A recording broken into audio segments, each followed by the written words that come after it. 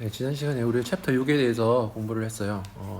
챕터 5랑 다른 거는 챕터 5는 에너지 관점에서 설명하는 거고 챕터 6은 모멘텀 관점에서 설명하는 게 다르다는 얘기를 제가 드렸죠. 예. 그래서 이 뉴턴 제2법칙으로부터 시작해서 우리가 힘은 뭐죠?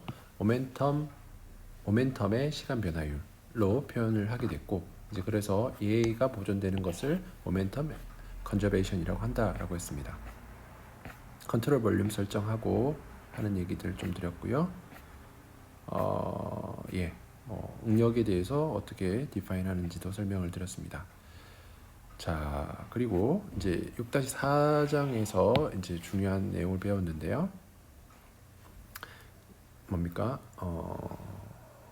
그렇죠. 모멘텀 컨저베이션에서 첫 번째 항은 레이놀스 트랜스포트 티오름을 적용을 했을 때 첫 번째 항은 시간에 대한 미분입니다.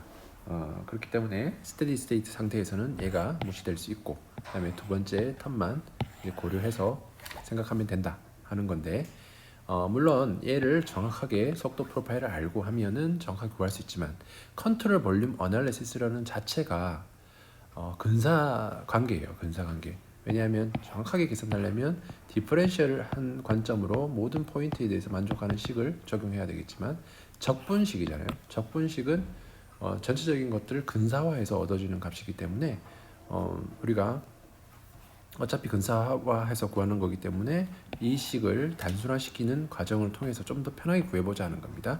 여기서 로와 속도와 노멀 벡터를 곱한 요 값을 m-이라고 우리가 볼 수 있잖아요.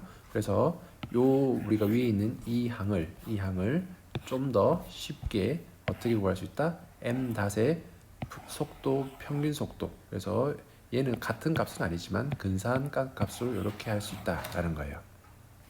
그래서 우리가 처음에 시그마 f 그러니까 시그마 f는 라이트 핸 사이드 이렇게 되는데 이렇게 되는데 만약에 정상 상태라고 하면 얘는 날아가고 이 두 항을 가지고 모멘텀 컨저베이션을 우리가 분석해 볼 수 있다라는 거예요.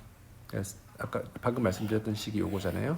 시그마 f 벡터는 베타의 m.v 마이너스 베타 m.v. 근데 요 하나는 아웃 하나는 인이죠. 이렇게 해서 나눠서 이해하실 수 있을 것 같습니다. 자, 이렇게까지 또 설명했고 이제 이 중에서 특히 이제 관내 유동 같은 경우에는 속도 프로파일을 우리가 알고 있고 그 속도 프로파일에 따라서 뭡니까 이 베타를 컨트롤할 수 있다는 겁니다. 그래서 충류인 경우에는 이 값이 1.33으로 우리가 지난 시간에 구했죠. 이렇게 1.333이 나온다고 구했고 난류인 경우에는 난류 자체는 애널리틱한 솔루션이 없어요. 근데 이제 경험적으로 계산해봤더니 1.03이 나오더라는 겁니다. 터뷸런트에서. 요거까지 해서 지난 시간 내용을 우리가 공부를 했어요. 뒤에 있는 내용은 뭡니까?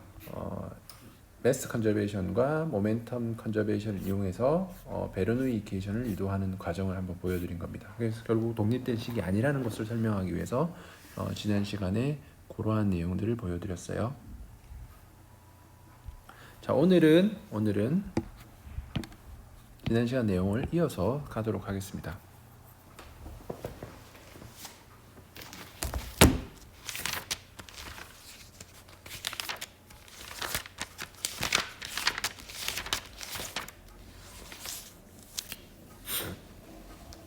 우리가 10시 36분에 시작했습니다. 네. 메모를 해두고 아마 지금은 여러분들은 수업을 듣고 있겠죠. 오늘 수요일이니까 수업을 듣고 있고 이 수업은 며칠 강의죠? 11일 강의인 것 같아요. 아마 아닌가? 11일인가? 하여튼 여러분들이 수업을 이제 들으면 요거 6장을 이제 공부를 하게 되는 건데요. 페이지 어디를 오늘 하실 내용은 페이지 어디를 같이 보시면 되냐면 이제 페이지 261을 보시면 됩니다. 일단은 제가 개념적인 모멘텀 컨저베이션에 대한 개념적인 내용 다 설명했기 때문에 특히 이 챕터는 예제를 좀 많이 풀어보시는 게 좋을 것 같아요. 그래야 지금 우리가 이걸 왜 공부하는지를 좀 더 이해할 수 있을 것 같아서 이걸 보시면 됩니다. 예제 6-2번 한번 볼게요. 예제 6-2번은 뭘 푸는 문제냐면 디플렉트 엘보가 있고요. 디플렉트 엘보를 고정하기 위해서 요구되는 힘이라는 문제예요. 그림을 그려볼게요.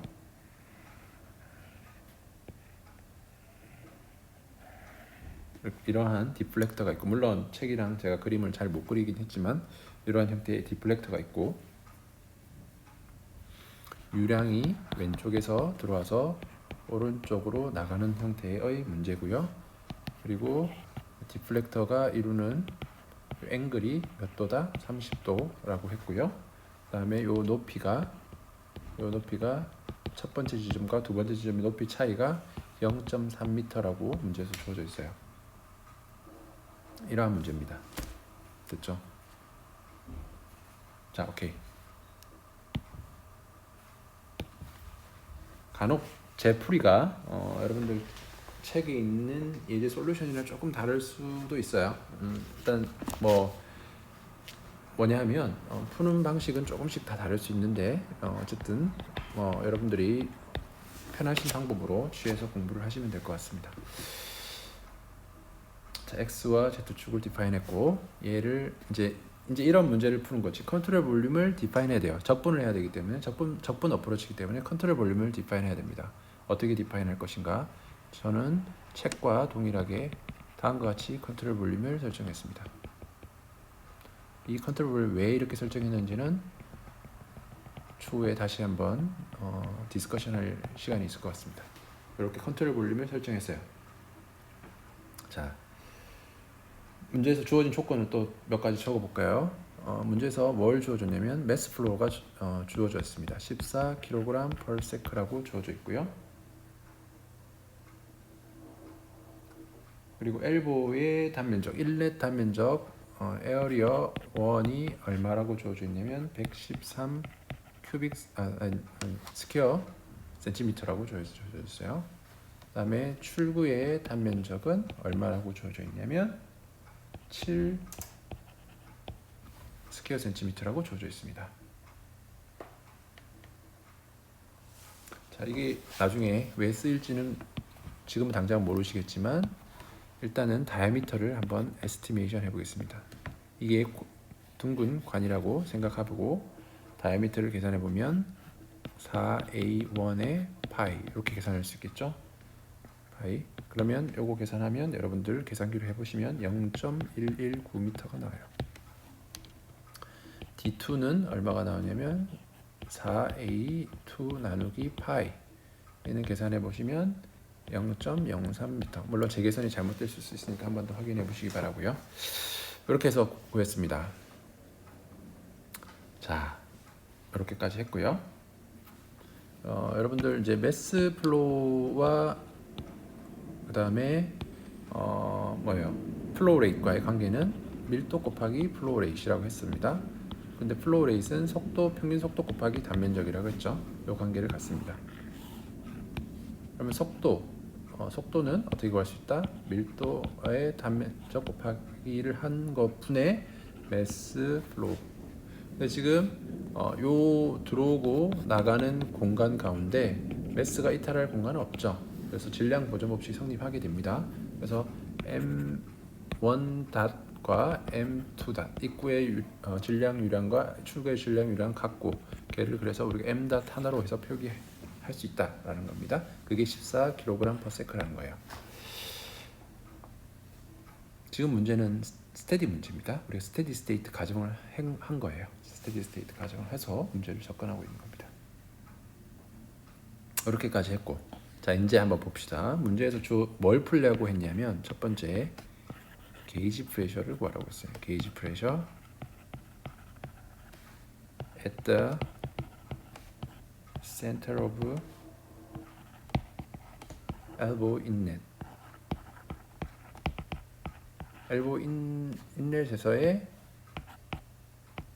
뭐예요? 게이지 프레셔를 구해라 라는 문제입니다.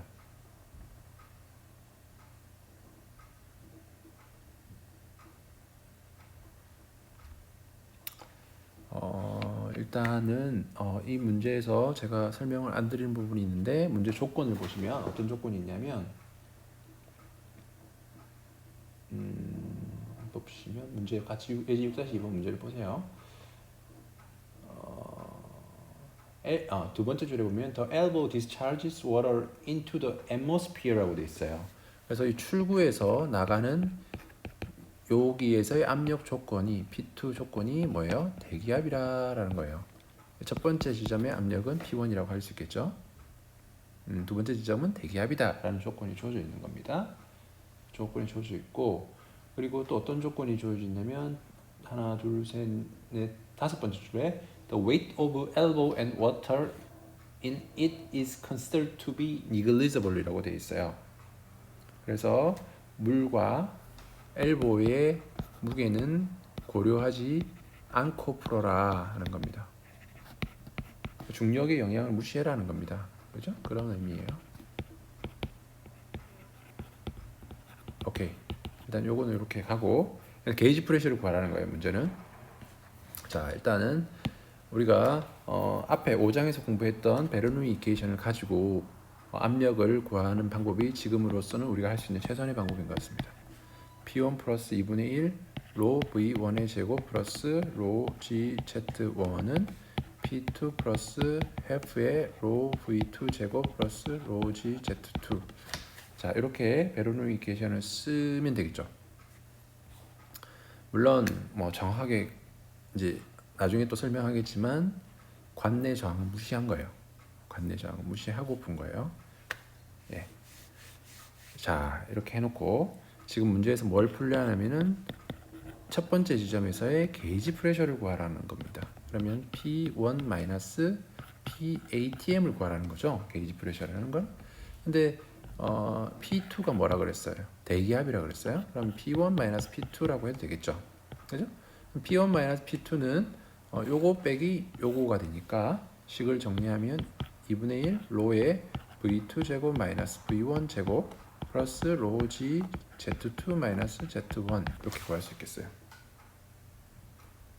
그럼 P1 게이지 프레셔는 결국 요거 플러스 요거가 되는데 계산을 이제 해보면 되죠. 2분의 1의 밀도는 물이니까 1000이라고 하면 되고 곱하기 이제 출구 속도 V2 제곱 마이너스 V1 제곱 이제 출구 속도와 입구 속도를 알아야 되겠네 하는 생각이 들겠죠. 그다음에 플러스 밀도 1000 곱하기 중력 가속도 9.81 곱하기 높이의 차이 Z2와 Z1의 높이의 차이는 0.3으로 주어져 있으니까 0.3이란 수를 여기다가 집어넣으면 됩니다. 자, 이제 V1과 V2를 알아야 되는데 V1과 V2는 어떻게 구할 수 있습니까? 아까 우리가 define한 요 식으로 구할 수 있습니다. m dot over rho의 A1 이렇게 구하면 되고 V2는 m dot over rho의 A2 이렇게 구하면 돼요. 자, 그러면 요거를 계산을 집어넣으면 1000 곱하기 113 곱하기 10의 마이너스 4승 스퀘어 미터 이렇게 해서 구하시면 되고 아래쪽은 14kg per sec 1000 곱하기 107 곱하기 10의 마이너스 4승 미터 제곱 이렇게 됩니다. 그리고 위에 거 해서 속도를 계산하면 1.239 미터 per sec가 나오고 아래는 계산해보면 20m per sec가 나와요. 자, 결국 입구에서는 속도가 한 1.24m per sec로 들어가고 출구에서는 대략 속도가 20m per sec로 나오고 있다. 이 사실은 우리가 알 수 있게 되는 거예요. 자, 우리가 미지수가 아까 압력을 구할 때 미지수가 V1과 V2였는데 V1과 V2 값 이제 아니까 대입을 시켜주면 되겠죠. 그러면 P1 게이지 프레셔를 이제 여러분들이 산술적으로 계산을 할 수 있게 됩니다. 대입만 하면 되죠. 그걸 계산해 보면 202.2 kPa이란 값이 나옵니다. 이거는 뭐 계산이니까 직접 해보시면 되겠죠. 오케이, 이렇게 했어요. 자, 이제 두 번째 문제를 한번 바라볼게요. 두 번째 문제는 뭐냐면 anchoring force needed to hold the elbow in place. 자, 이제 이게 더 중요한 문제겠죠. 엘보를 고정하기 위해서 요구되는 앵커링 펄스가 얼마냐, 고정하는 힘이 얼마가 요구되느냐, 그죠? 지금 뭐냐면 압력이 작용하고 있고 그다음 모멘텀이 작용하고 있으니까 이 얘가 지금 힘이 이 도메인에 작용하고 있는 거잖아요. 그럼 얘를 고정하기 위해서 요구되는 힘이 얼마냐? 힘이 고정되는 펄스 밸런스를 이루지 못하고 힘이 작용되면 액셀러레이션 하면서 얘가 이동해 버릴 거 아니에요, 그죠? 그럼 얘를 고정하기 위해 요구되는 힘이 얼마냐? 걔를 이제 구해보라는 거예요, 이 문제는. 자, 우리가 이제 스테디 스테이트를 문제로 가정했기 때문에 지난 시간에 유도했던 시그마 F 벡터는 베타의 m 닷의 v 벡터 마이너스 베타의 m 닷의 v 벡터, 하나는 뭐예요? out, 하나는 in, 이렇게 되는 식을 지난 시간에 우리가 유도를 해봤죠. 맞나요? 네, 맞죠? 이렇게 해서 지난 시간에 식이 맞나요? m 닷의 v2 맞습니다. 이렇게 해서 지난 시간에 유도를 했어요. 네. 그러면 요 이제 식을 이제 적용해서 문제를 풀어봐야 되는데, 일단은 x 성분과 y 성분을 나눠서 풀어야 되겠죠. x 방향의 힘과 y 방향의 힘을 나눠서 풀어야 됩니다. x 방향의 힘만 뽑아내면 시그마 fx가 되고, 시그마 fx 방향 합력이죠. 얘는 베타의 일단은 2라고 할게요. 베타 2. 그다음에 m 닷의 v2의 뭐예요? 코사인 30도 이렇게 할 수 있겠죠. 그러니까 속도 v2의 v2가 있다면 거기에 코사인 30, 이게 30도니까 x 방향의 속도 성분은 코사인 30도가 되겠죠. 그리고 마이너스 베타 1의 m 닷의 v1이라고 할 수 있습니다.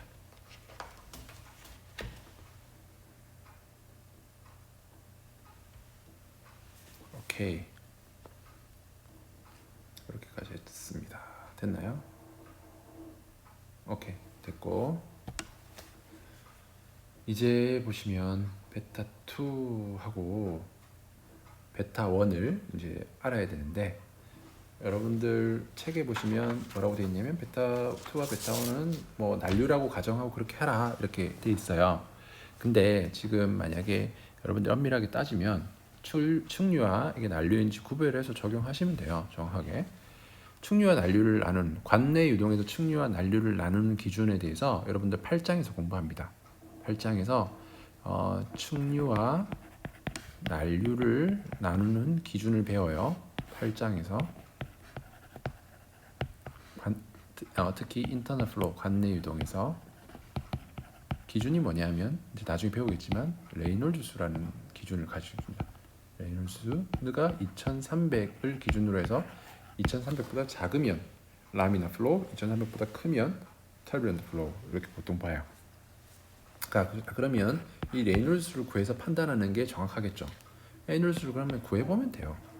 레이놀드 수 1번이라면은 이 첫 번째 지점에서의 레이놀드 수를 한번 구해보고, 두 번째 지점에서의 레이놀드 수를 한번 구해보면 되는 거예요. 첫 번째 지점에서의 레이놀드 수는 레이놀드 수는 어떻게 정의되냐면 뮤분의 로 VD라고 정의됩니다. 이거는 이제 배우시면 돼요, 나중에. 근데 지금 미리 한번 하는 겁니다.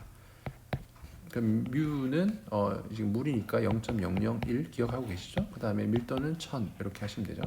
속도는 평균 속도니까 얼마가 들어갑니까? 1.24 정도라고 나왔어요 아까. 그 다음에 D는 아까 제가 왜 D를 구했는지 알겠죠? D가 얼마라 그랬어요? 0.119m라 그랬어요. 0.119m.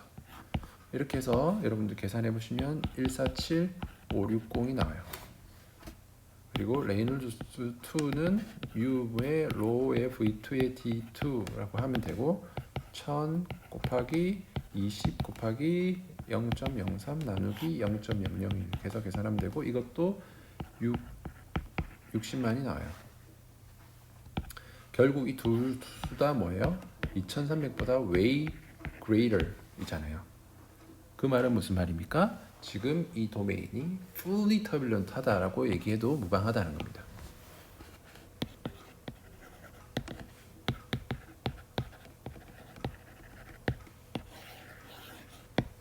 자, 그렇다면 아까 베타를 우리가 난류에서는 1.03이라고 그랬고 라미나 플로에서는 1.3333 3분의 4라고 했어요. 그래서 1.03이라는 숫자를 여기에 집어넣어도 괜찮겠죠. 그죠? 그죠? 그래서 요 시그마 fx를 이제 구할 수 있게 되는 겁니다. 시그마 fx는 1.03 양쪽 다 1.03이 되겠죠. 베타 2 베타 1 그렇게 되고 m 닷의 v가 v2의 코사인 30도 마이너스 m 닷의 v1 이렇게 되겠죠. 자, 이제 대숫자를 대입하면 됩니다. 1.03 곱하기 14 곱하기 20 곱하기 2분의 루트 3 마이너스 14 곱하기 1.24 이렇게 해서 계산하면 계산이죠. 그냥 계산해 보시면 231.9 뉴턴이 나옵니다. 자, 이 값이 무슨 의미입니까? 이 값이 갖는 의미는 뭡니까? 컨트롤 볼륨의 유체가 받은 힘이에요. 얘는 결국 다시 말하면 컨트롤 볼륨이 받은 힘이고 컨트롤 볼륨이 받은 힘이라고 보면 돼요. 컨트롤 볼륨이 받은 힘. 근데 컨트롤 볼륨 안에 유체가 있으니까 컨트롤 볼륨 안에 있는 유체가 받은 힘이라고 보시면 돼요. 컨트롤 볼륨이 받은 힘. 컨트롤 볼륨이 양의 값으로 231.9 뉴턴의 힘을 받고 있다는 거예요. 자, 근데 이 시그마 fx의 외력을 이제 고려해야 되겠죠. 외력은 여기에 작용하는 외력은 뭡니까? 압력이 있을 수 있고요. 아까 우리 게이지 프레셔 구했잖아요. 게이지 프레셔의 A가 되고 나머지 부분은 게이지 프레셔를 구했다는 말은 무슨 말입니까? 여기가 게이지 프레셔가 되니까 여기 주위가 다 대기압으로 생각을 하면 뭐예요? 나머지는 다 0 압력이 되는 거잖아요. 그렇기 때문에 나머지 쪽에 압력으로 인한 힘은 무시해도 되는 겁니다. 그렇게 되는 겁니다. 그러면 P1 게이지 곱하기 A가 되고 플러스 일단 어느 방향일지 모르니까 그냥 이쪽을 양의 방으로 보고 FRX라고 이제 구하게 되겠죠. 아까 요거는 231.9가 나왔었고요. 그럼 요거를 이제 계산하면 되는 거죠.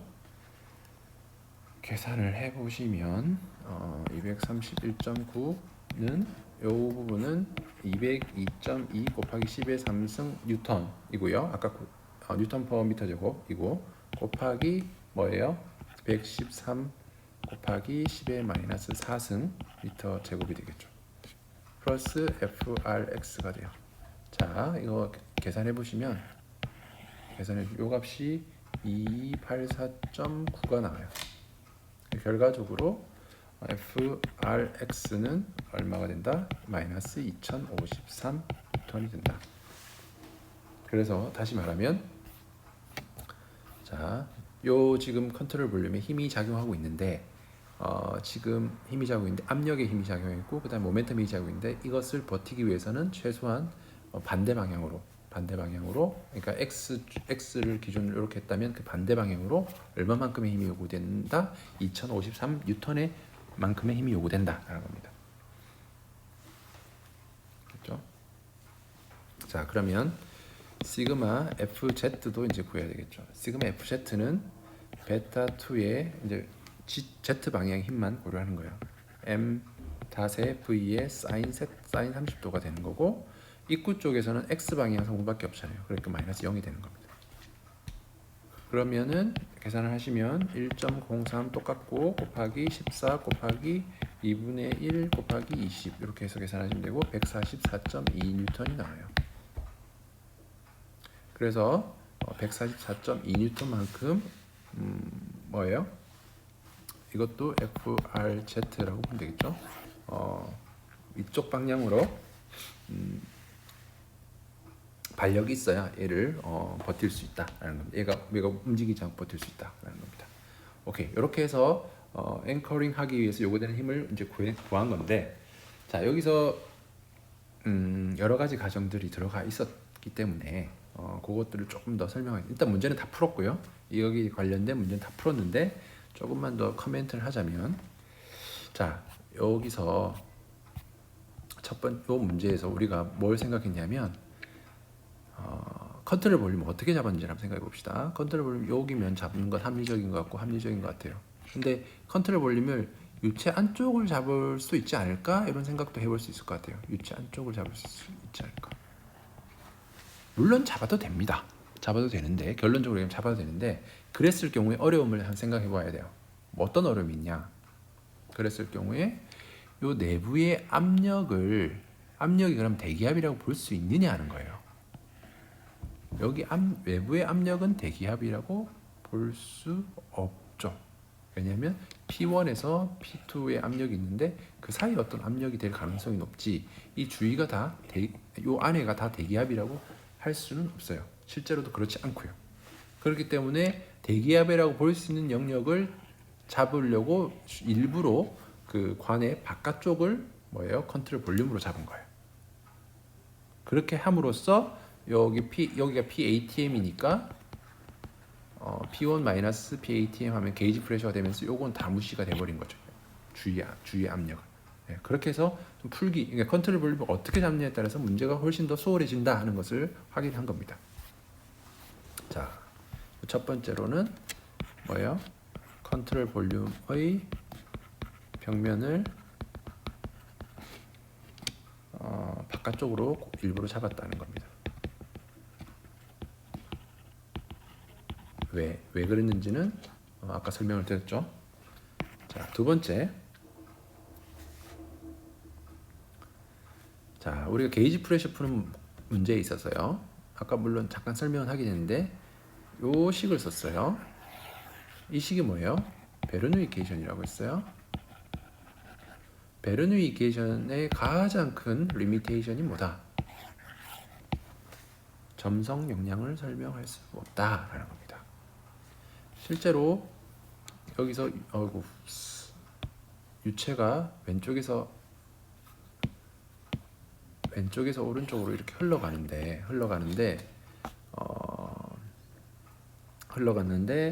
흘러가게 되면 벽면으로 인한 마찰이 존재합니다. 마찰.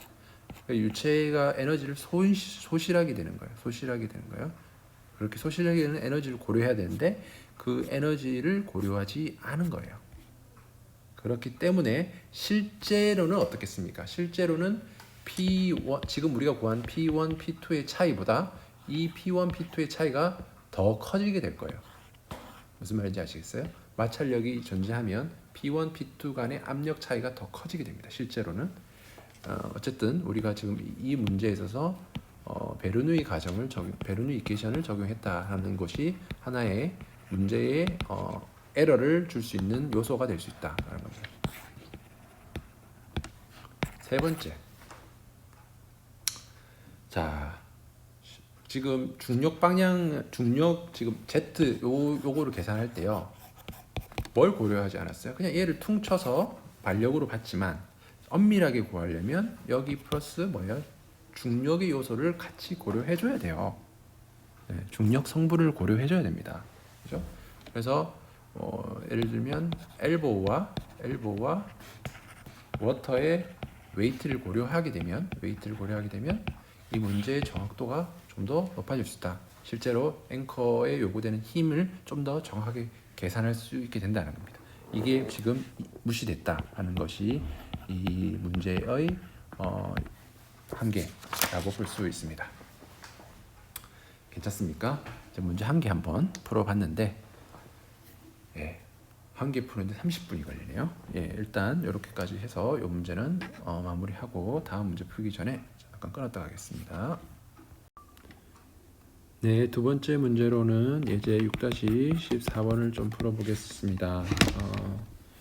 이 문제는 워터 젯 문제고요. 무빙 카트를 강하게 때리는 워터 젯 문제예요. 그래서 도식화를 해보면 여러분들 지금 책 몇 페이지를 보시면 되냐 하면은 그 6 페이지 263페이지 보세요. 이 작년 책이랑 올해 책이랑 문제가 좀 달라졌으니까 혹시 작년 책 가지고 계신 분들은 올해 책을 또 보시는 게 좋을 것 같네요. 자, 워터젯이 있어요. 워터젯이 이렇게 물을 빵 쏴서 얘가 벽을 만나서 이렇게 양쪽으로 치고 나가는 형태가 되겠죠. 물이 이렇게. 그러면 이러한 경우에는 여러분들 컨트롤 볼륨을 어떻게 잡아야겠습니까? 컨트롤 볼륨을 이렇게 잡아야겠죠. 잡아야 되는데 지금 이 뭡니까? 이 카트가 고정된 게 아니라 카트가 10m/s로 이동하고 있어요. 고정되는 경우랑 움직이는 경우랑에 따라서 문제를 좀 다르게 접근할 필요가 있어요.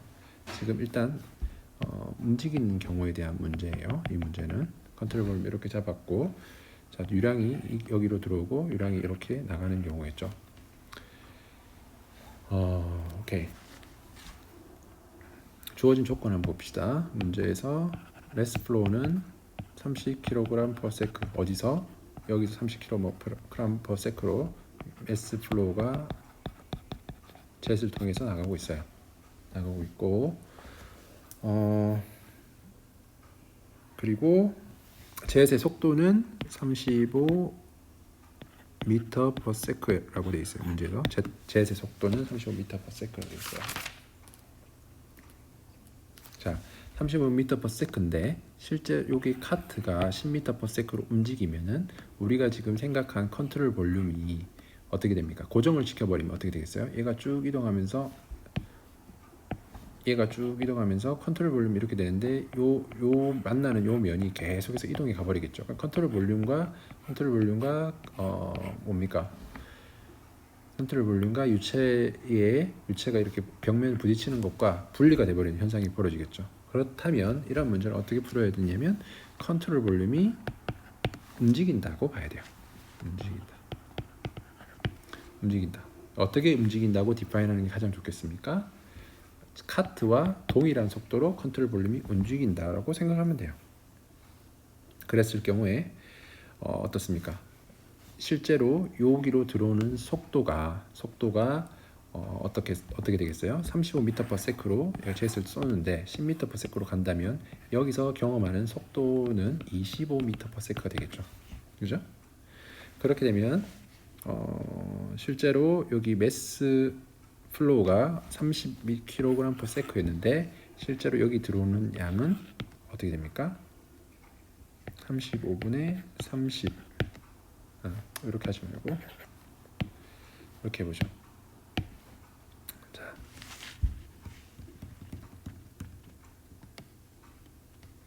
로 VA가 30kg/s잖아요. 세컨데 이때 속도가 35였어요. 35일 때 30kg/s로 들어갔다 라고 하면 로 A를 계산해 놓으면 로 A는 35분의 30의 kg/m가 돼요. 요 값을 가지고 지금 속도가 어떤 경우 25m/s를 생각하면 로 V 25m, 여긴 35였었고요. 그럼 25m/s일 때 그 속도일 때 뭡니까? 여기로 들어오는 질량, 유량을 계산할 수 있겠죠. 그렇게 계산하면 이 값이 어떻게 되냐면 35분의 30에 로 A가 35분의 30이고 거기다 25m/s가 곱해지는 거죠. 단위는 kg/s. 이 값을 계산하시면 21.4 kg/s가 돼요. 그래서 여기로 들어오는 질량, 유량이 21.4가 되는 거예요. m 렐러티브 매스 플로우는 21.4가 되는 겁니다. 자, 이 문제에서 첫 번째 문제를 뭘 구하려냐면 첫 번째 문제는 브레이크 포스를 구하래요. 브레이크 포스 to prevent acceleration. 가속을 피하기 위해서 브레이크를 얼마나 줘야 되냐. 그러니까 무슨 말이냐면 10m/s로 계속해서 갈 수 있도록 하는 그 브레이크 포스를 계산해 봐라 하는 겁니다. 그죠? 만약에 지금 더 제트의 속도가 더 빠르기 때문에 얘가 더 액셀러레이션 되려고 하는 성향이 있는데 액셀러레이션 되지 않고 얘를 일정한 속도로 유지하게 하는, 그러니까 가속을 방지하는 브레이크 포스를 구하라 하는 문제죠. 그러면은 우리가 디파인한 무빙 컨트롤 볼륨에 대해서 우리 분석을 하면 되는 거고, 그러면 시그마 fx는 베타의 m.의 v out x 방향 성분을 얘기하는 거예요. 베타의 m.의 v의 인의 x 방향 성분인데, 지금 이건 관내 유동이 아니기 때문에 특별히 우리가 여기에 대한 베타에 대해서 알지를 못해요. 관내 유동이 아니라서. 다만 가정을 해야 되겠죠. 이럴 때는 Z는 유니폼 플로우다. 유니폼 플로우란 말은 어떤 경우 베타가 1이다. 이런 가정을 한 다음에 문제를 접근해야 한다. 그렇게 되면은 어떻습니까? 여기 이렇게 베타는 이제 1로 무시할 수 있고요. 그리고 지금 우리가 생각하는 이 컨트롤 볼륨에서 X 방향으로 나가는 성분은 없어요. 그죠? 다 수직하게 이렇게 나가기 때문에 X 방향으로 나가는 성분은 없다. 그러면은 요 성분은 0이 된다. 그런 겁니다. 0이 되고 마이너스에 여기에서 들어오는 질량 유량은 뭐가 됩니까? m 닷의 렐러티브 매스 플로우가 되고, 그다음에 들어오는 속도는 렐러티브 벨로시티가 되는 거예요. 그러면은 얘를 계산을 하면 마이너스 m 닷 rel 곱하기 상대 속도, 들어오는 거의 상대 속도는 뭡니까? z 속도 마이너스 카트의 속도, 이렇게 해주면 되겠죠. 그러면 이 문제 이렇게 푸시면 얘는 마이너스 21.4kg/s가 되고 35 마이너스 10이 되겠죠. 자, 이렇게 해서 이제 계산하시면 되고요. 그 값을 계산하시면 시그마 fx는 마이너스 535.7 뉴턴이 나와요. 그래서 이 말은 무슨 말입니까? 브레이크 폴스, 그러니까 얘가 가속을 방지하기 위한 브레이크 폴스가 535.7 뉴턴이 작동을 해야, 이만큼의 힘이 작동을 해야 어떻게 된다? 가속을 한다. 브레이크 폴스는 왼쪽 방향으로 힘이 작동을 해야 되는 거죠. 왼쪽 방향으로 얘가 브레이크 폴스를 작동을 해야 얘가 액셀러레이션을 한다, 이 얘기예요. A번 문제를 그렇게 푸시면 되고, B번 문제는 maximum amount of power라고 했어요.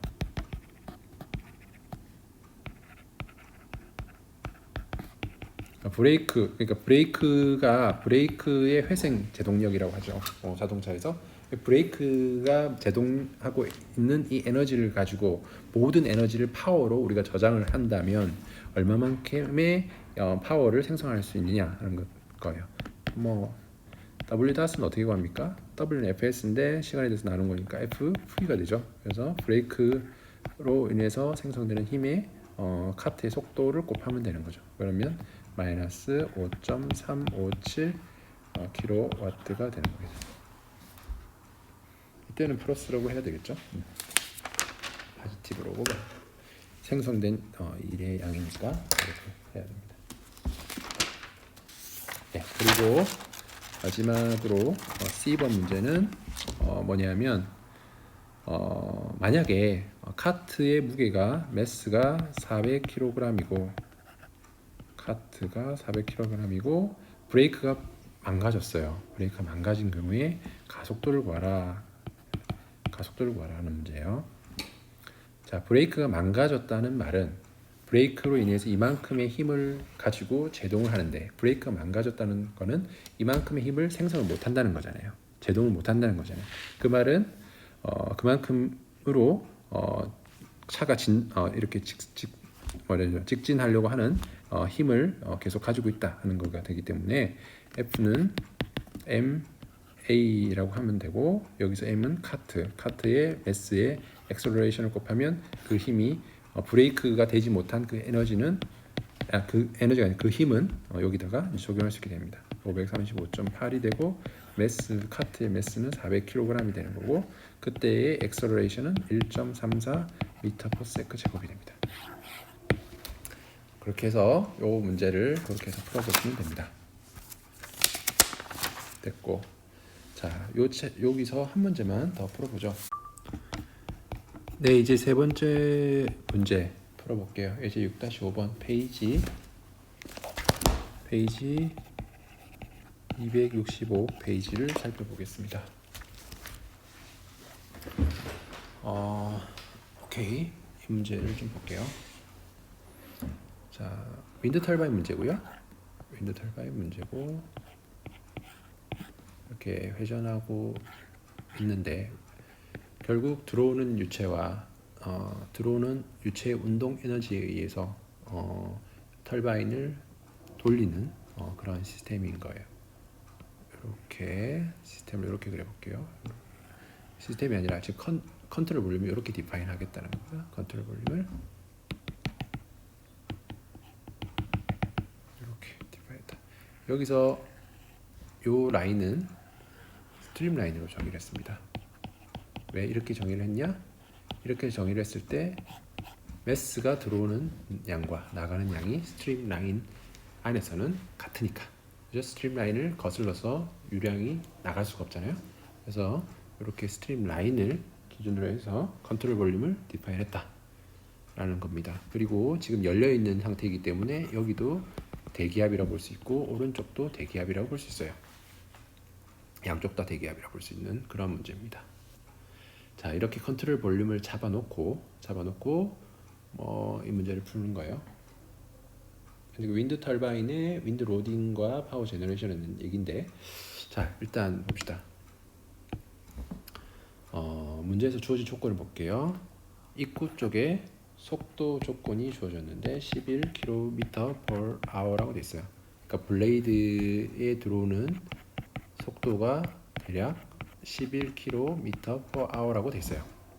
돼 있고 블레이드의 스팬이 대략적으로 얼마라고 돼 있냐 하면 스팬이 D1이 얼마라고 돼 있냐면 9m라고 돼 있어요.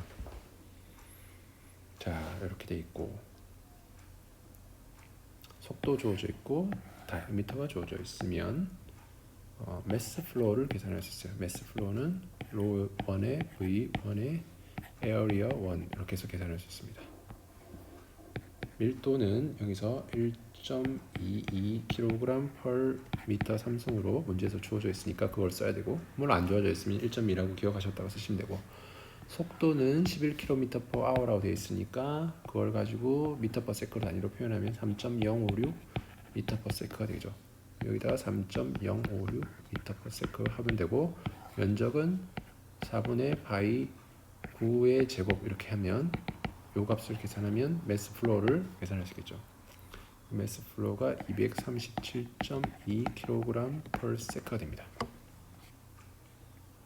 그래서 지금 이 컨트롤 볼륨으로 들어오는 M-237.2가 되고, 지금 스트림 라인에 대해서 컨트롤 볼륨을 잡았기 때문에 나가는 것도 M-237.2kg/s가 되는 거예요. 들어오는 것만큼 나간다 라는 거는 이제 알고 있는 거고, 이제 요 정도 조건을 잡아놓고 이제 한번 풀어보겠습니다.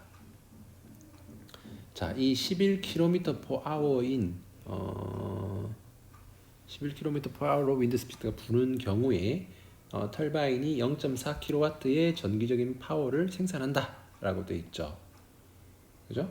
그렇다면 자, 지금 이 다가오는 유체가 가지고 있는 운동 에너지는 얼마가 되겠습니까?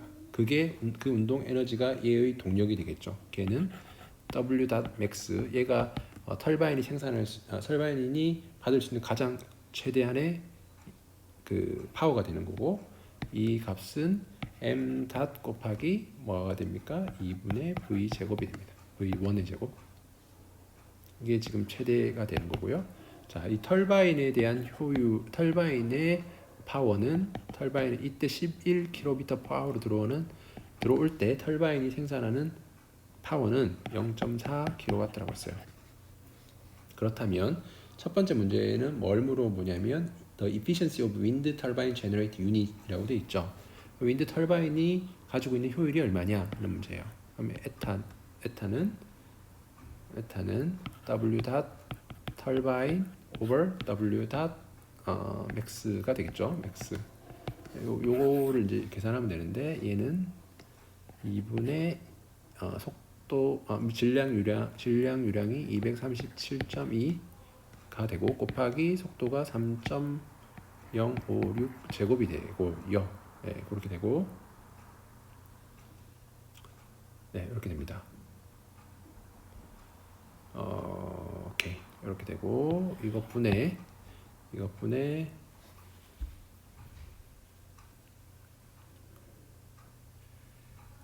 오케이. 이것분에 0.4 킬로와트가 됩니다. 자, 여기가 지금 킬로와트이기 때문에 얘를 1000으로 나눠줘야 유닛이 맞아집니다. 이렇게 계산하면 이 값이 계산해 보시면 0.361이 나와요. 그래서 지금 이 터바인 문제에서 말한 것처럼 윈드 터바인 제너레이터 유닛의 이피션시는 36.1%가 된다. 이렇게 보시면 되고 A번은 자, 그 다음에 B번에 horizontal force exerted by the wind on the supporting mast of the wind turbine 이라고 되어 있어요. 네, 이 문제를 한번 보겠습니다. B번. 자, 뭐냐면 문제에서 뭐라고 되어 있냐면 바람이 윈드가 이 매스트에게 가한 힘은 얼마냐라고 했어요. 그죠? 일단은 컨트롤 볼륨이 받은 힘, 컨트롤 볼륨에 있는 유체가 받은 힘은 어떻게 계산할 수 있습니까? 시그마 fx는 m-의 v2 마이너스 m-의 v1 이렇게 계산하면 돼요. 매스는 같으니까 이렇게 쓸 수 있죠. 매스 플로우는 v2 마이너스 v1 이렇게 계산하면 됩니다. 자, 오케이. 이렇게 하면 되는데 이제 V2를 우리가 근데 몰라요. V2를 몰라요. V2를 모르지만 W out은 알 수 있겠죠. 그죠? 에너지 보존 법칙에서 W in 마이너스 W turbine 사용한 사용한 전력을 빼주면 되는 거고 W in은 아까 요 값이 계산해 봤으면 얼마였냐면 1.108 킬로와트가 돼요. 그러면 1.108 킬로와트 마이너스 0.4가 되겠죠. 그러면 0.708 킬로와트가 뭐죠? 지금 이 컨트롤 볼륨으로 나가는 에너지가 되겠다. 남는 에너지가 되겠다. 그런 겁니다. 오케이. 지워지면 안 되고.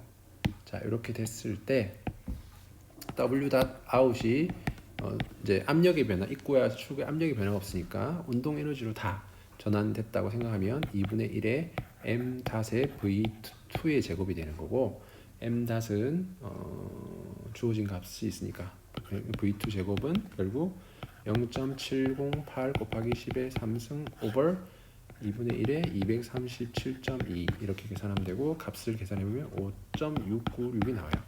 그러면 V2는 결국 스퀘어 루트니까 2.443 m/s가 나와요. 그래서 출구에서의 속도는 2.443 입구에서는 3.056 2.443 이렇게 된다 하는 겁니다. 됐죠? 이렇게 했고 지금 원래 우리가 구하려고 했던 건 요거죠. 받는 힘을 구하려고 했는데 m-은 237.2kg/s 알고 있고 속도 두 번째 속도는 2.443 마이너스 3.056이니까 요거를 계산해 보시면 값이 마이너스 145.4 뉴턴이 나와요. 자, 이거 이렇게 얻을 수 있고 마이너스 145.4라는 거는 이 컨트롤 볼륨에 있는 유체가 받은 힘이죠. 그죠? 그렇다면 지금 문제에서 물어보는 건 뭐냐 하면 윈드에 의해서 작용된 힘인데 어디에 작용된? 윈드 터바인의 매스트.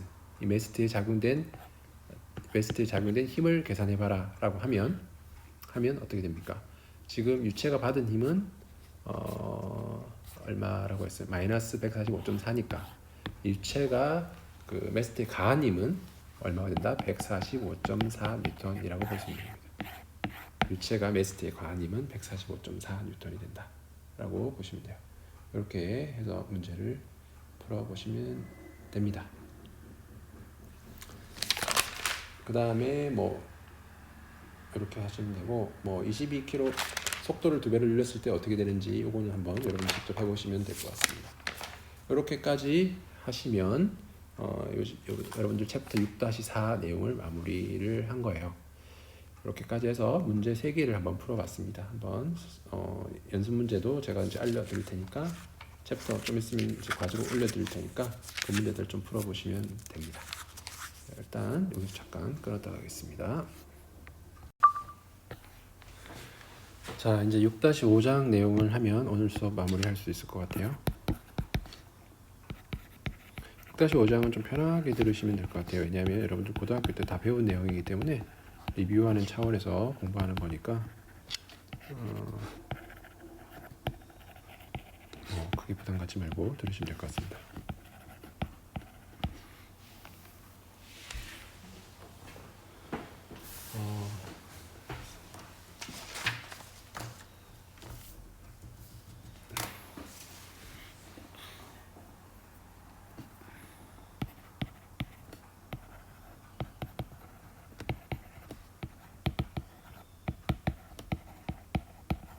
리지드 바디 모션은 두 가지로 나눌 수 있다. 하나는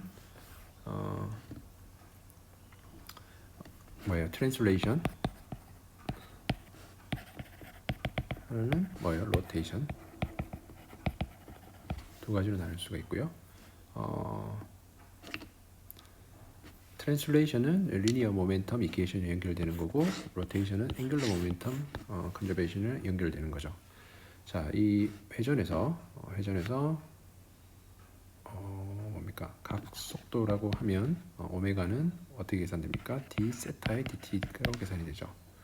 자, 여기서 L은 r 세타, 여기서 그러니까 r2고 세타라고 하면 요 L은 r 세타니까 여기 관계식을 집어넣으면 d dt의 그러니까 L 오브 R이 되겠죠. 예, 그러면 요거는 R이 밖으로 나오면 dl over dt가 되죠. dl over dt. 이게 뭡니까? 속도가 되니까 얘는 R분의 V가 됩니다. 그래서 V는 R 오메가라는 식이 유도가 되는 거고요. 자, 그 다음에 알파는 뭡니까? d 오메가 dt로 정의되죠. 각 가속도 얘는 d 제곱 세타의 dt 제곱이니까 d dt가 되고 r분의 v가 되고 r분의 1의 dv dt가 되죠. 예, 얘가 결국 뭡니까? 얘가 각 가속도 탄젠셜 액셀러레이션 at라고 해서 탄젠셜 액셀러레이션이라고 볼 수 있어요. 예, 그래서 v는 r 오메가, 그 다음에 at는 r 알파, 이건 각 가속도, 이렇게 두 가지를 이렇게 쓸 수 있어요.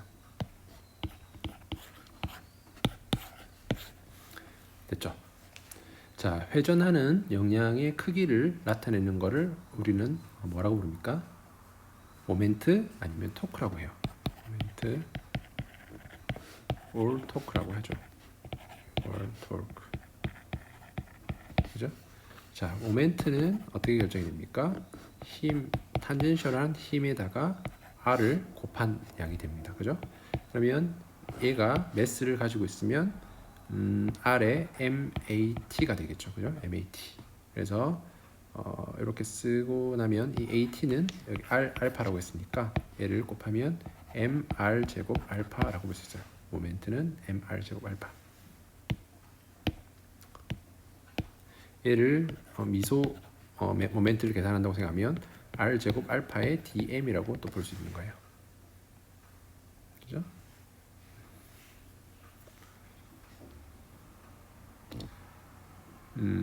그렇게 되면 얘를 만약에 여러분들 적분을 했다 생각하면 M은 R 제곱 알파의 DM이 되는데, 이때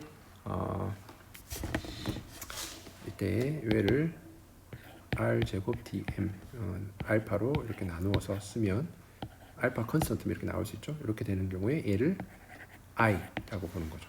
R 제곱, 이게 뭐예요? 질량 관성 모멘트죠. m은 I 알파. 모멘트 오브 이너시아. 얘가 모멘트 오브 이너시아. 얘는 물리적인 의미가 모멘트 오브 이너시아가 물리적인 의미가 뭐라고 그랬어요? 얘는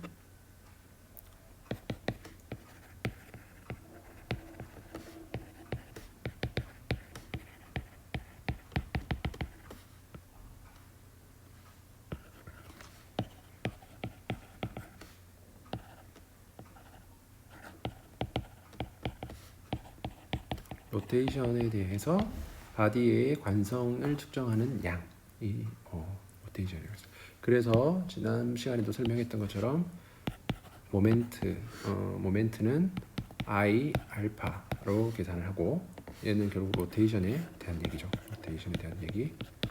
그다음에 직선 트랜슬레이션에서는 F 벡터는 MA 벡터 이렇게 본다고 했어요.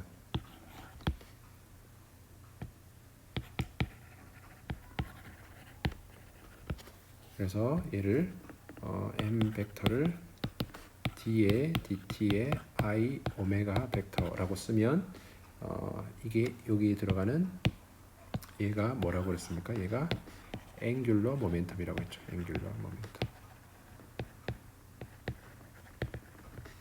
그다음에 여기서 들어가는 F 벡터에 D, DT에 안에 들어가는 걸 MV 벡터라고 쓰면 얘가 뭐라고 했어요? 얘가 모멘텀이라고 했어요. 리니어 모멘텀이라고 또 구별해서 볼 수 있겠죠. 리니어 모멘텀, 앵귤러 모멘텀. 그래서 얘가 보존되는 거를 앵귤러 모멘텀 컨저베이션, 얘가 보존되는 걸 리니어 모멘텀 컨저베이션. 리니어 모멘텀 컨저베이션은 베이시컬리 뭐랑 같아요? 뉴턴 운동 제2법칙이랑 같은 거예요. 됐죠? 오케이, 리뷰하는 겁니다. 뭐 특별하게 어렵게 생각하지 않으시고 쭉 받아들이시면 될 것 같습니다.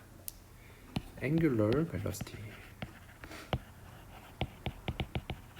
Angular velocity는 오메가하고 단위는 radian per sec입니다. 자, 우리 RPM이라고 들어봤죠? RPM 뭐예요? n-이라고 뭐 어떤 그 고체역에서는 라지 n이라고도 보통 표현하기도 하는데 n-이라고 할게요. 여기서는 n을 RPM이라고 define 할게요. RPM이 뭐예요? Number of revolution, 회전의 수, 그다음에 per minute. 그러니까 분당 회전하는 수가 됩니다. 그래서 얘는 number per minute이라고 볼 수 있어요. 근데 한 바퀴 도는데 거리가 얼마예요? 한 바퀴 도는 거리가 2파이죠. 그래서 얘를 2파이 n-이라고 쓰면 뭐가 됩니까? 이 단위가 이제 number per minute이 아니라 어떤 단위로 돼요? radian per minute의 단위가 되는 거죠. 2파이를 곱하게 되면 거리가 곱해지니까 여기다가 지금 minute보다 sec가 우리가 편하니까 w를 60으로 나누면 60분의 2파이 n-이라고 하면 이 단위는 뭐가 됩니까? radian per sec가 되죠. 그래서 얘를 RPM이 만약에 여러분들 문제에서 주어져 있다 하면 RPM이 각속도로 표현되려면 이렇게 변환을 해주면 된다. 다 아시는 내용일 거라고 생각합니다.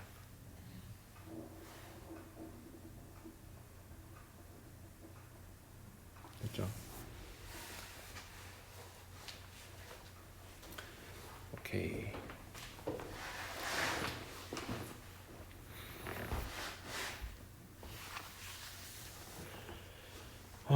오케이. 자, 또 일은 FS죠. 힘 곱하기 이동거리. 그다음에 파워는 그러면 파워는 W-이라고 하고 FV라고 볼 수 있죠. 거리를 시간에서 나눈 거니까. 그러면 V는 FR 오메가, V는 R 오메가로 볼 수 있고, 그렇게 회전에서는 그렇게 되면 여기서 말하는 FR은 뭐라고 볼 수 있습니까? 모멘트라고 볼 수 있죠. 오메가. 이 모멘트는 어떻게 계산할 수 있어요? I 알파로 계산할 수 있다 그랬어요. 그죠? I 알파. 그죠? 파워는 그래서 I 알파 곱하기 오메가 이렇게 계산할 수도 있고, 이제 운동 에너지의 관점에서 설명을 하면 운동 에너지는 2분의 1 mv 제곱이죠. mv 제곱인데 v는 r 오메가를 회전에서는 적용해야 되니까 2분의 1 m의 r 제곱 오메가 제곱이 되는 거고 그렇게 되면 뭡니까? 이렇게 되면 얘가 잠깐만요. r 제곱 오케이. 예. r 제곱 m이 뭐예요? r 제곱 m이 아까 얘기했죠. r 제곱 dm이 뭐라 그랬어요? i라고 했죠. 그래서 얘를 i라고 볼 수 있거든요. i라고 볼 수 있으니까 2분의 1 i 오메가 제곱이라고 볼 수 있어요.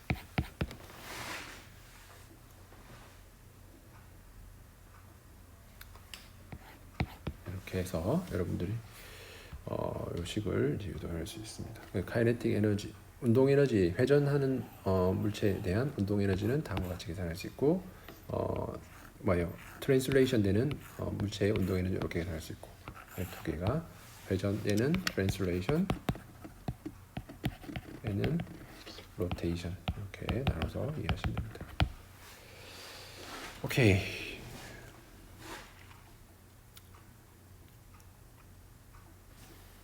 또 이제 하나 더 가볼게요.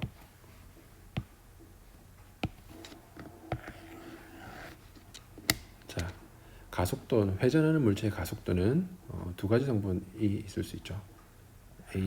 이렇게 탄젠셜 액셀러레이션이 있을 수 있고 또 뭐예요? 센트리페탈 액셀러레이션이 있을 수 있어요. 이거를 뭐라고 부른다? 센트리페탈.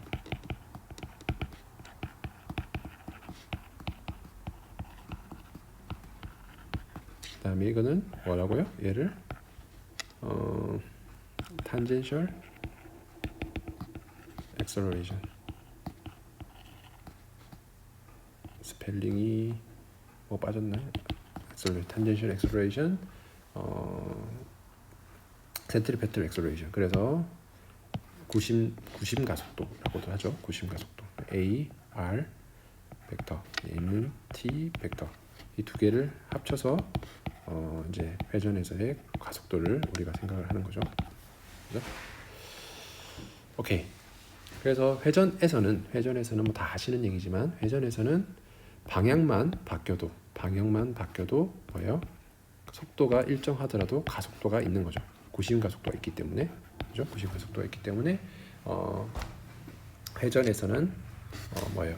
구심 가속도가 있기 때문에 같은 속도로 회전한다고 하더라도 뭐예요? 가속도가 존재한다. 그게 구심력 때문에 그런 거죠. 오케이. 네, 그렇습니다. 그리고 여기서 자, 그래서 constant angular velocity rotation은 로테이션인 경우는 뭐가 없다? 탄젠셜 액셀러레이션이 없는 거예요. 컨스턴트 하다는 말은 탄젠셜 액셀러레이션은 없는 경우가 된다 하는 거예요. 엑셀러 스펠링이 생각이 안 나네 갑자기. 액셀러레이션 CELERATI 여기 맞는 것 같은데 액셀러레이션 이렇게 합니다. 어떤 액셀러레이션만 꼭 여기선 있는 거다? only 뭐예요? 센트리페탈 액셀러레이션만 있는 경우가 되는 거죠. 구심 가속도만 있는 거예요.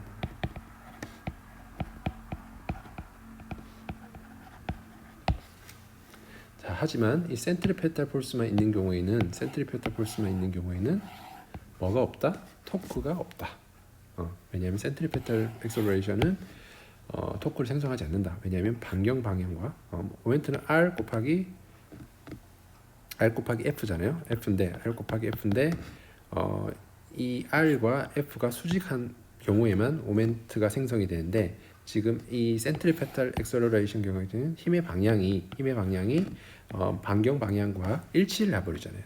그렇게 되면 힘이 작용하는 선과 로테이션 선이 일치하기 때문에 이때는 토크가 발생하지 않는다. 이런 경우에는 로우 토크가 없게 된다. 여기까지 이제 기억을 하시면 될 것 같습니다. 오케이. 조금만 더 해도 될 것 같습니다. 10분 정도 남았는데요. 6-6장 들어가겠습니다.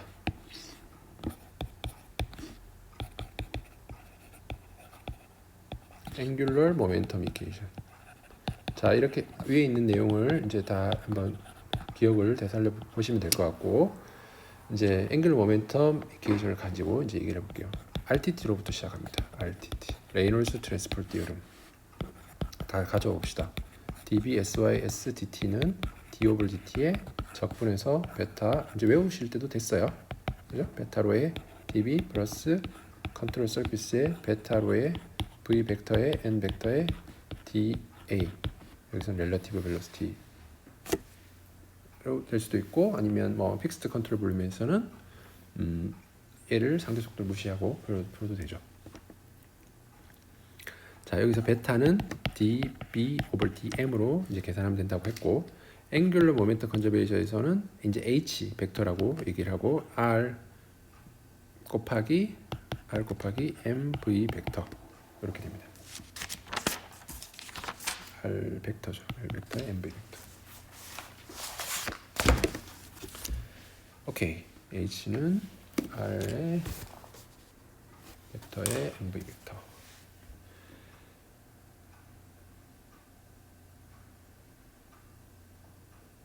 됐죠? 이렇게 됩니다. 얘는 결국 i 오메가 벡터랑 같아요. 나중에 유도해 보시면 같아요. 어쨌든 여기서 b 대신에 이 h 벡터를 집어넣는데, 이 h 벡터는 r 벡터 곱하기 mv, 여기서는 크로스 벡터예요. 크로스 벡터를 의미하는 겁니다. 단순히 곱하기 아니라 벡터의 벡터 하는 거니까 크로스 벡터를 의미하는 거예요. 자, 이렇게 했을 때 베타는 어떻게 됩니까? 베타는 dB over dm으로 해서 계산할 수 있겠죠. 그럼 이 값이 뭐가 됩니까? r 벡터 곱하기 v 벡터라고 볼 수 있는 겁니다. 그러면 아까 우리가 여기 유도했던 식에다가 걔를 집어넣어 볼게요. dhsysdt는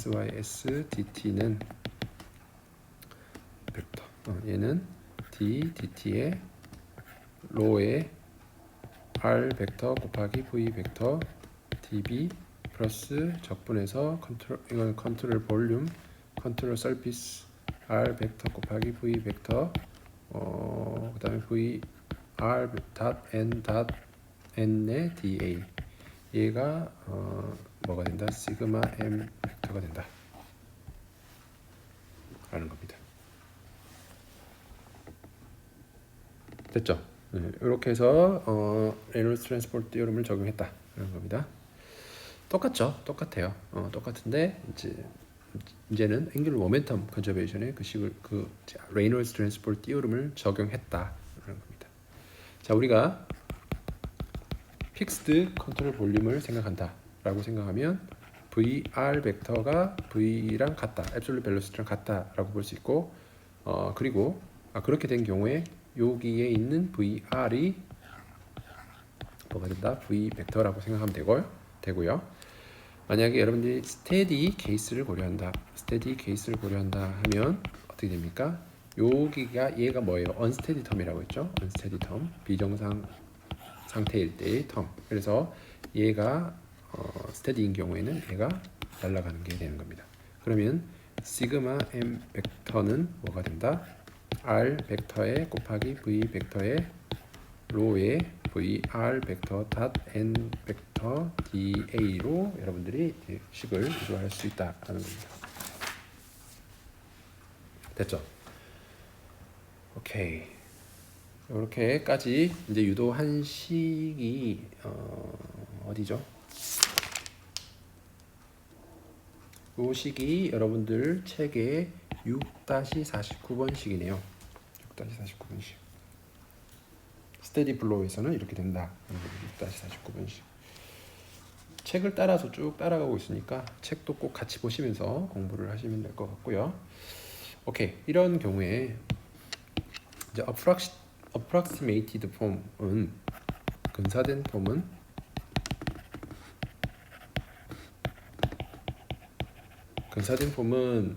근사를 시키는 이유는 뭡니까? 우리가 풀기 좋게 하기 위해서.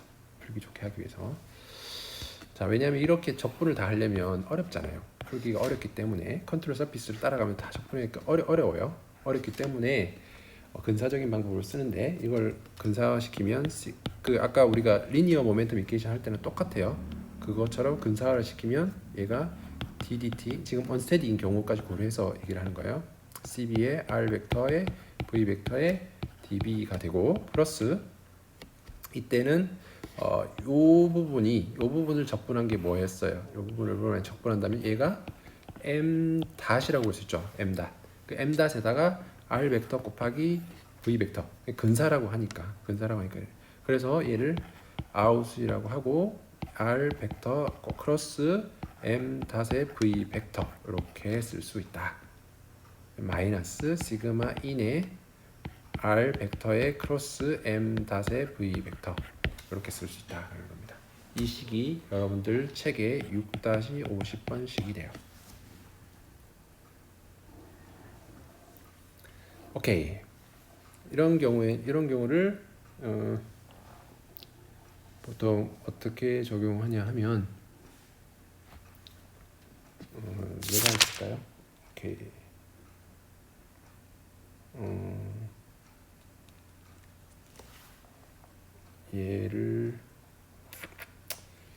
얘가 마땅히 없네. 어쨌든 이렇게 지금 만약에 스테디 요 상태의 이퀘이션에서 스테디 문제를 고려한다면 이 텀이 날라가게 됩니다. 스테디 문제를 푼다면. 그리고 요 부분의 것들을 생각해서 고려하시면 된다. 그래서 스테디 플로우에서는 어떻게 한다? 시그마 M 벡터는 뭐가 된다? 시그마 아웃 R 벡터 크로스 M 닷의 V 벡터 마이너스 시그마 인의 R 벡터 크로스 M 닷의 V 벡터 이렇게 해서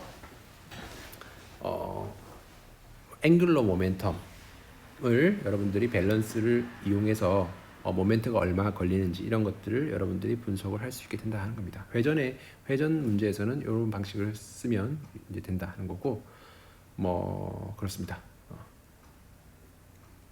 여기까지 해서 여러분들이 식들을 유도해봤고 이 스테디 플로우에 대한 식은 6-51번 식을 보시면 됩니다. 6-51번 식을 보시면 될 것 같습니다.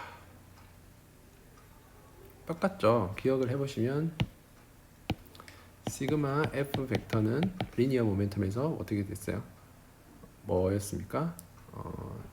시그마 아웃의 M 닷의 V 벡터 마이너스 시그마 인의 M 닷의 V 벡터라고 했어요. 그렇죠? 이렇게 됐고 그때는 뭐가 있었습니까? 여기 베타가 있었어요. 베타가 있어요. 그 차이밖에 없죠. 베타가 있고 그 차이밖에. 그리고 여기서는 뭐 R 벡터를 더 크로스한 거. 회전이니까 모멘트니까 R을 크로스 벡터로 곱한 거. 그 차이밖에 없죠. 결국 유사한 형태의 스테디 폼의 스테디 플로우 이퀘이션이 나옵니다. 근데 이제 여러분들이 궁금하실 수 있는 오케이. 오케이. 뭐부터 설명하지? 일단 궁금할 수 있는 게 왜 이 시기에서는 베타가 없느냐 하는 질문도 한번 던질 수 있을 거예요. 베타가 없는. 자, 베타를 어떻게 구했습니까? 기억을 해보시면 베타는 뭐예요? 베타가 하는 역할이 뭐였어요? 베타가 하는 역할은 뭐냐면 속도 프로파일이 파라볼릭인지 아니면 플랫 플로우이든지에 따라서 모멘텀의 크기가 달라지잖아요. 그죠? 모멘텀의 크기가 달라지는 것을 보정해주기 위해서 우리가 베타를 곱해줬던 겁니다. 여기서 그죠? 베타를 곱해줬던 건데, 근데 지금 여기서는 모멘텀에다가 요 R까지 곱해진 거잖아요. 그렇게 되면 이 베타를 구하는 게 쉬운 일이 아닙니다. 그죠? 속도 프로파일에 따라서 이 베타를 구하는 게 쉬운 일이 아니기 때문에, 그리고 R이 또 변수가 또 추가되어 있기 때문에 베타를 그렇게 스트레이트포워드하게 속도 프로파일에 따라서 그렇게 쉽게 구할 수 있는 문제가 아니게 되는 거예요. 그래서 이러한 경우에는 베타를 고려하지 않는다라는 겁니다. 베타를 고려하지 않고 그냥 이렇게 해서 구하시면 된다라는 거고요. 그리고 실제로 여러분들이 문제를 풀 때, 아마 한 문제 정도 예제를 풀어볼 것 같은데, 실제로 문제를 풀 때는 시그마 M이라고 하고 시그마 아웃 그 스칼라 문제로 푸는 경우가 많을 거예요. R에 M 닷의 V 마이너스 시그마 인의 R M 닷의 V 이런 식으로 해서 그냥 스칼라 식으로 풀어서 벡터 형태가 아니라 스칼라 식으로 이렇게 풀어서 푸는 경우도 많이 있습니다. 실제 문제에서는 이게 6-52번식인데 이런 식으로 해서 여러분들이 문제를 풀어보게 될 거예요. 회전하는 물체에 대해서 이런 앵귤러 모멘텀은 어디서 많이 활용하냐 하면 주로 그 펌프라든지 원심 펌프 있잖아요. 원심 펌프라든지 터바인 이런 것들의 문제에 있어서 회전 에너지를 이제 회전력을 계산하는데 많이 활용하는 방법이 지금 이 앵귤러 모멘텀 컨저베이션이 되는 겁니다. 그래서 이런 부분들을 잘 이해하시면 회전력이나 이런 것들을 잘 계산하실 수 있게 되는 거겠죠. 말이 계속 꼬이네요. 저녁이 되니까 힘듭니다. 자, 이렇게까지 해서 오늘 수업 시간이 딱 맞아 떨어졌네요. 리뷰를 할 시간도 없이 짧게 1분 만에 리뷰를 하겠습니다. 다 리뷰 못 하겠네요. 문제 3개 풀어봤으니까 그 3문제에 대해서 다시 한번 복습을 좀 해보시면 될 것 같고요. 연습 문제. 예, 그래서 우리가 그 로테이션의 관점에서 트랜슬레이션과 구분해서 설명을 드렸죠. 이거는 물리 내용을 리뷰한 거니까 참고하시면 되고, 그다음에 우리가 지금 관심 있어 하는 부분은 결국 앵귤러 모멘텀 이퀘이션인데, 이 앵귤러 모멘텀 이퀘이션에서 각 운동량은 앵귤러 모멘텀은 r 벡터를 모멘텀을 곱한 값으로 우리가 생각할 수 있고, 그걸 가지고 레이놀즈 트랜스포트 티오름을 적용하려면 베타를 구하면 되는데, 그 베타가 이렇게 된다 하는 거고, 그 베타를 레이놀즈 트랜스포트 티오름에 넣으면 이러한 식으로 전개된다 하는 겁니다. 이게 이제 풀 이퀘이션이라고 치면 우리가 픽스드 컨트롤 볼륨, 스테디 케이스 이걸 줄여서 보면 식을 이렇게 할 수 있다 하는 거고, 이제 우리가 실제로 문제를 풀 때는 approximate 폼으로 이제 풀 수 있게 되는 거고, 풀 수 있고요. 그렇게 됐을 때는 이러한 그 서피스 인테그랄 텀을 이렇게 좀 알제브릭한 형태로 표현할 수 있게 되고, 그렇게 해서 문제를 풀 수 있다는 겁니다. 여기 이 식에서 스테디까지 고려를 하면 식을 그냥 단순히 이렇게 하면 되고, 모멘트와 밸런스를 이루는 식으로 구성을 하면 되고, 실제로 문제 풀 때는 이런 스칼라 이퀘이션으로 푸는 경우가 많다 하는 겁니다. 여기까지 오늘 수업했고요. 다음 시간에 예제 좀 설명을 드리면서 한 문제 정도 풀고 이제 챕터 7로 넘어가도록 하겠습니다. 오늘 수업 꽉 채워서 했는데 고생 많으셨습니다. 감사합니다.